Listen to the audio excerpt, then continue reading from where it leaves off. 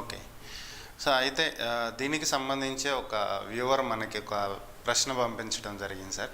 సాధారణంగా ఈ కట్నం అనే విషయానికి వచ్చేటప్పటికి ప్రస్తుతం ఉన్న పరిస్థితుల్లో మా అమ్మాయి లైఫ్ బాగుండాలి, మా అమ్మాయి ఆఫ్టర్ మ్యారేజ్ మేము ఎలా చూసుకుంటున్నామో అలా చూసుకోగలిగేలాగా లావిష్గా ఉండే విధంగా కానీ, మా అమ్మాయి బాగా ఉండే విధంగా కానీ ఉండాలని చెప్పి కొంచెం రిచ్ పీపుల్కి ఇచ్చి పెళ్లి చేయాలని తల్లిదండ్రులు భావించటం, లేదా బాగా సెటిల్ అయ్యి జాబ్ చేస్తూ నెలకు 1 lakh 2 lakh శాలరీ వచ్చే వాళ్ళకి ఇచ్చి పెళ్లి చేయాలని భావిస్తూ దానికోసం వీళ్ళే ఎక్కువ కట్నం ఆఫర్ చేస్తున్నారు. ఆ కారణంగా తర్వాత వచ్చే ఇష్యూస్ పెద్దవవుతున్నాయి, మళ్ళీ వచ్చి 498A కేసులు పెడుతున్నారు. సో అసలు ఇవ్వటం అనేది ఆఫర్ చేస్తుందే వాళ్ళైనప్పుడు అక్కడే తప్పును అరికట్టవచ్చు కదా.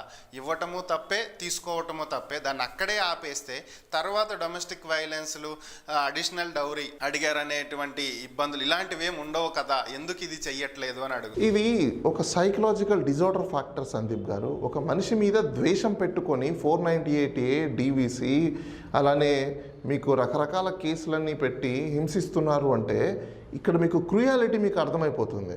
సో వీళ్ళకి మానసిక రోగం ఉందనేది మనం అర్థం చేసుకోవాలి. ఫస్ట్ ఆఫ్ ఆల్ ఇలా ఎవరైతే చేస్తున్నారో వీళ్ళని ఇమీడియట్గా సైకలాజికల్ డాక్టర్ దగ్గరికి తీసుకెళ్ళాలి. ఎందుకంటే ఒక చిన్న కారణం చేత వీళ్ళు ద్వేషపూరితమైన ద్వేషాన్ని పెంచుకొని ఇంకొక ఫ్యామిలీ మీద, ఇంకొక పర్సనాలిటీ మీద వీళ్ళు ద్వేషంతో కూడిన ఇలాంటి చర్యలన్నీ ఎక్కువ చేస్తున్నారని మనం భావించవచ్చండి. ఎందుకంటే ఇప్పుడు వాస్తవంగా అమ్మాయికి అబ్బాయికి నచ్చట్లేదు, కలిసి ఉండాలనుకోవట్లేదు. సో కలిసి అని అనుకోవట్లేదు అని అనుకున్నప్పుడు ఎగ్జిట్ రూట్ ఏంటి? డైవర్స్ తీసుకొని విడిపోయి ఇంకొకరి లైఫ్ని ఇంకొకరు స్టార్ట్ చేసుకోవడం. కానీ ఇక్కడ అలా చెయ్యకుండా చుట్టుపక్కల వాళ్ళ మాటలు విని, బంధువుల మాటలు విని, లేనిపోని భావాలని తెచ్చుకొని వీళ్ళు ఫస్ట్ ఏం చేస్తున్నారు? బంధువుల మీద, హస్బెండ్ మీద, అత్తమామల మీద, అందరి మీద ఒక 498A అనే కేసు పెడుతున్నారు. వాస్తవంగా 498A కేసు ఎందుకు పెడుతున్నారు? వీళ్ళు మానసికంగా హింసించడానికి. చాలా మందిని మీరు ఒకసారి అడిగితే కొన్ని సందర్భాల్లో మనం చూస్తుంటాం, నీ అంతు చూసేంత వరకు నేను నిద్రపోను, నీ లైఫ్ డ్యామేజ్ చేసేంత వరకు నేను ఉండను అని చెప్పేసి మన తల్లిదండ్రులను చూస్తుంటాం. అంటే వీళ్ళు ఎంత దారుణంగా, ఎంత దుర్మార్గంగా ఉన్నారు అనేది మనం ఒకసారి గమనించాలి.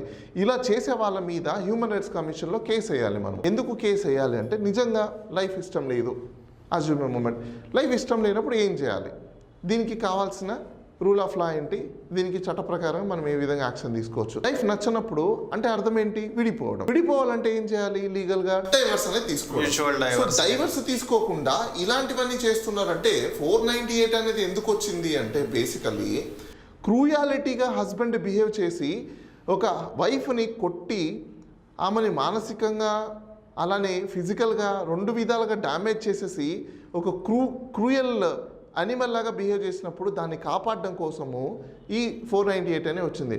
అంతేగాని ఒక హస్బెండ్ ఏదో చెప్పారని ఒక చిన్న మాటని వీళ్ళు సైకలాజికల్ ప్రాబ్లం వల్ల తీసుకొని దాన్ని వీళ్ళు డిప్రెషన్స్లోకి వెళ్ళిపోయి ఆ డిప్రెషన్స్లో నుంచి వీళ్ళు చాలా రీగ్రెస్గా బిహేవియర్లోకి వచ్చేసి ఒక మానసిక ప్రాబ్లంతో ఒకరి మీద కోపాన్ని, ద్వేషాన్ని, పగని ఇలా పెంచుకొని వాళ్ళ మీద తీసుకునే యాక్షన్ ఏదైతే ఉంటుందో అది ఇల్లీగల్ యాక్షన్ అని మనం చెప్పొచ్చు. అంటే ఎందుకంటే దాని మీద మనం కూడా రిటర్న్ యాక్షన్ తీసుకోవచ్చు.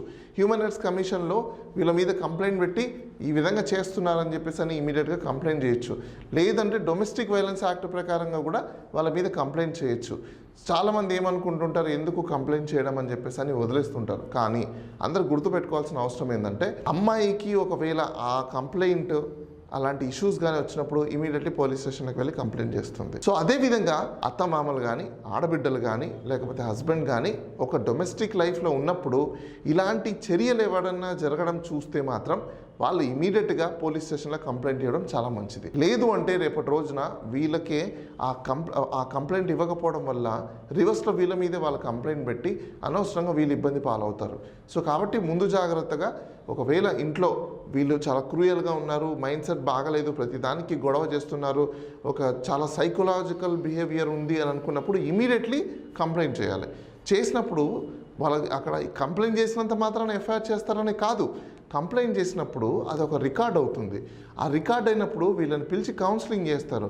కౌన్సిలింగ్ చేసినప్పుడు అసలు మెడికల్ ట్రీట్మెంట్ ఏమైనా అవసరం ఉందా, సైకలాజికల్ ట్రీట్మెంట్ ఏమైనా అవసరం ఉందా అనేది కూడా ఎగ్జామినేషన్ అనేది జరుగుతుంది.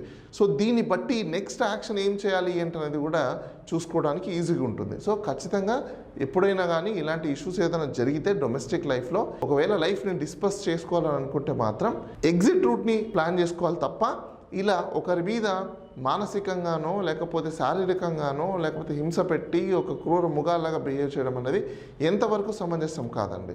అది మనం ఈ మధ్యకాలంలో ఎక్కువగా చూస్తున్నాం.